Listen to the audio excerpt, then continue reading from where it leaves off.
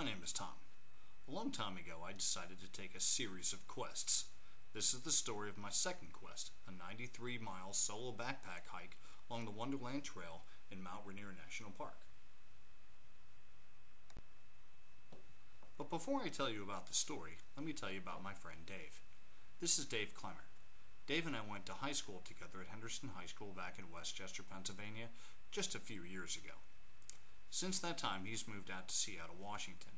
He was nice enough to pick me up from the airport, take me to his house, show me around Seattle, take me all the way out to the mountain, pick me back up again, take me back to the airport, all over the course of about 5 to 6 days.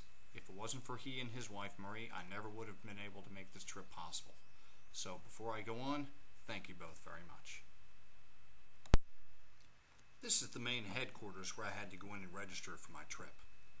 I originally thought that the outside of the building looked a little bit like engineering overkill when you look at the huge river rock on the side and the tree trunks that are holding up the roof. That's right, I said tree trunks. Those are not 4x4s, those are actual tree trunks, not limbs. The rock on the side is not a facade, those are actual, real river rock that probably weigh a couple 100 pounds apiece. But then when I went inside, I found out that the place gets on average 17 to 18 feet of snow a year. It is officially the snowiest place on the planet. So I guess overkill is not such a bad idea. I wasn't kidding about the snow. Keep in mind it's June, and the trails are supposed to be clear by now, or at least almost clear. There's still 16 to 17 feet of snow near the top of the mountain. The snow here extends an easy 4 or 5 feet above my hands. Before Dave put me out on the trail, we took a stop at a little place called Paradise. This is at the base of the mountain, which is still at about 14,000 feet. We're probably up around 10,000 feet at this point. If you look to the left, there are 3 tiny little shrubs sticking out from the snow. Keeping in mind that the snow is still about 20 feet deep at this point, those tiny little shrubs are actually the very tops of 3 trees sticking out from the snow. Well, Dave finally lets me off in the woods. He drives away, I put on my pack and walk about 100 yards into the woods, and I turn around and look. Everywhere I look, it seems like I've walked into some prehistoric movie set, where everywhere you look looks just like this. Moss covers everything, trees are enormous, birds are flying around, all kinds of animals are moving. It was absolutely spectacular. Everywhere a postcard. About 10 minutes into my hike, I came across this guy about 10 to 15 feet off the trail. He didn't seem the least bit worried that I was there staring at him, so he just kept on doing what he was doing. The cool thing about this deer is if you notice he has a black tail. I'd never seen a black-tailed deer before. Everything on the East Coast is a white-tailed deer, but apparently the mountain, an inactive volcano, is so large it actually separates 2 different species of deer. Blacktail on one side of the mountain, whitetail on the other side. Pretty cool. Remember when I mentioned earlier about all the animals out there? Well, I wasn't kidding. About 5 minutes after the deer, I saw this guy. He was about 30 yards off the trail, down a little bit of a hill, eating some berries and flowers and stuff like that. He knew I was there, I knew he was there, and I sat there and watched him for 10 to 15 minutes. Absolutely spectacular. This is my first campsite. You can see my tent in the background. The thing that's in the forefront is called a bear pole. Once you're at one of the campsites, you're supposed to take all of your food, put it up on top of the bear pole, which is about 10 feet off the ground. It's made of conduit and stuck in the ground. Now, if I was that guy that it was just in the picture beforehand, if I wanted the stuff that's up on the pole, all you'd have to do is, frankly, lean on the pole, and you got yourself some good grub for a couple days. The only advantage, I think, is when the bear is out playing with that stuff, you have a chance to get out of the way. This is the raging creek bed that was about 100 feet from my tent. If you go over to it, it was almost deafening. The water was moving incredibly fast. If this water was only up to your knees, it would have swept you away for sure. All night long, it kept clunking and roaring. It was clunking because it was moving river rock down it that were about the size of file cabinets. If you also look, you'll see there are plenty of trees. All along the creek bed, there were trees anywhere from a foot thick to 3 to 4 feet thick. The water would erode the banks underneath of it, the trees would fall, and there were literally hundreds of these trees all along this creek. Just amazing.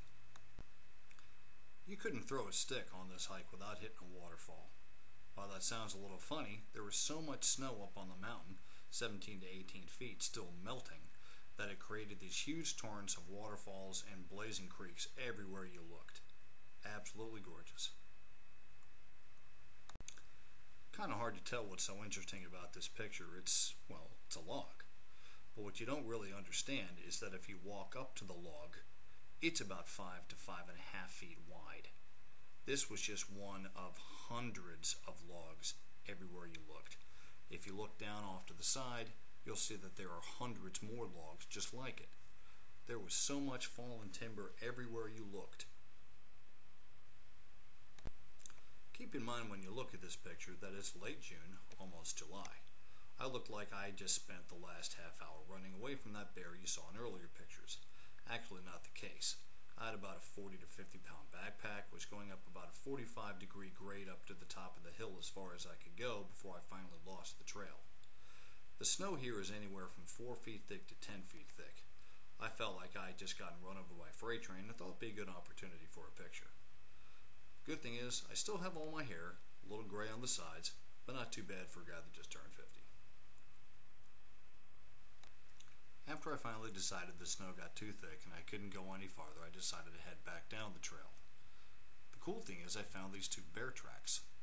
They were headed up the trail, the same one that I was coming down. The really good thing is I didn't see whoever made them. They were obviously made within about 24 hours, so I'm not sure where he was, but I'm glad I was going in the opposite direction. I think I'm the only one who can really appreciate this picture for what it is, so let me try to explain it to you anyway. I am now poking a piece of ice, but not just any piece of ice. I'm poking an actual glacier. A glacier, most people would think, oh wow, it's really big, it's about the size of a city block. Not even close. It's about the size of maybe 10 to 15 city blocks and all the buildings that are on it. It is just absolutely incredibly huge. It goes on for a mile or two, and it's probably a quarter mile thick in ice. Absolutely enormous. And this thing is slowly moving down the mountain, and you can hear it rumbling and growling and falling apart. And this is the very front face where they definitely don't want you to go because you're probably going to die, but I figure, hey, it's going to make a great picture. This is another stream near one of the last campsites I had while I was on my trip. You don't see any snow around, so you don't really think that much of it, and the fact that it's just really pretty. Well, the interesting thing was all this water came off of the glacial melt-off from on top of the mountain. The water was about 35 to maybe 40 degrees. As you got close to it, within about 15 to 20 feet, the temperature dropped about 20 degrees. It was spectacular, crystal clear, icy cold. Not exactly bath water. Well, unfortunately, my 11-day trip turned into just 5. There was no way that I could get around the mountain. It was way too snowed in. The rangers said, don't even think about it. Go on a little loop, be happy, see what you can see, and that's what I did. On my way home, I was gifted to look out the plane window and see a beautiful view of Mount Rainier as I'm staring out the plane window. You get an idea about the snow. They weren't kidding. One of the advantages of flying over the country at 30,000 feet is that you get to see all the geography in stark detail. Just west of Chicago, we crossed over the Mississippi. You can clearly see how it's overflowed its banks, which are on the left-hand side. Flooding was everywhere, for hundreds of miles outside of the plane window. If you look carefully, you'll notice that there is a suspension bridge going from east to west, underwater. The devastation was just massive. Well, thank you very much for joining me on my trip. For my first quest, I went to the Grand Canyon when I was 25. When I was 50, I went to Mount Rainier and did another solo backpack trip. I don't know if I'm going to backpack when I'm 75, but I'll go somewhere and I'll take you along. Maybe to the North Pole on a dog sled. Maybe down a canoe on the Amazon. Who knows where I'll go? But I hope you'll be with me. Thanks and have a